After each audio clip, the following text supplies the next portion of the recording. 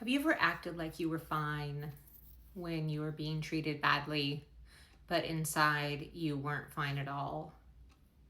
So today I want to talk about something that can change how you see yourself. I will describe the pyramid in this picture, but first I want to finish out concepts that are related to self-esteem. I talked about them last time, which were identifying who you are without externals. Then we had some acceptance, some appreciation, some self-confidence. We were able to decipher between healthy pride and unhealthy self-defeating pride. And so there's two last concepts that he talks about before I get to the pyramid, but I wanted you to see the pyramid because this is the direction that I think that is the most important thing to know. So first, humility. The book explains that there are two kinds. So one kind is that self-defeating humility. That is when you act like you are less than, like you don't deserve respect, you stay quiet, you shrink, you let people kind of step all over you. That is not healthy humility. Healthy humility is different. It means you can admit that you're not perfect and still know that you matter. You can say, I have things to learn, and you can also say, I still have worth. So healthy humility helps you stay calm, patient, less reactive, because you're not trying to prove yourself to anyone all of the time. So you just have a better calmness about you because you're not all anxious. So selfishness, some people think self-esteem is selfish, but this section in the book says that he likes to flip that idea. So when you feel terrible about yourself, you get stuck thinking about yourself all day. What you did wrong, what are people gonna think, what you should have said differently. And he says that's exhausting. It's completely exhausting. Real self-esteem helps you heal so you can focus outward, you can love people better, and you can actually live your life. So next is the pyramid, this pyramid right here.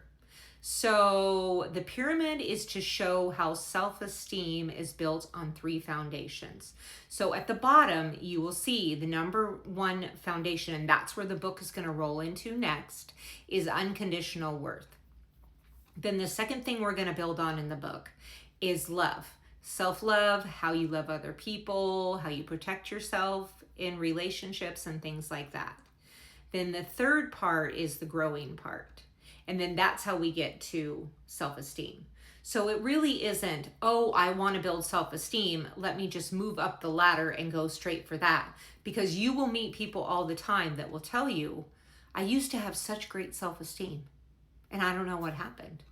Well, if they started there and did not go down and do the unconditional worth and the love, they never set up a foundation.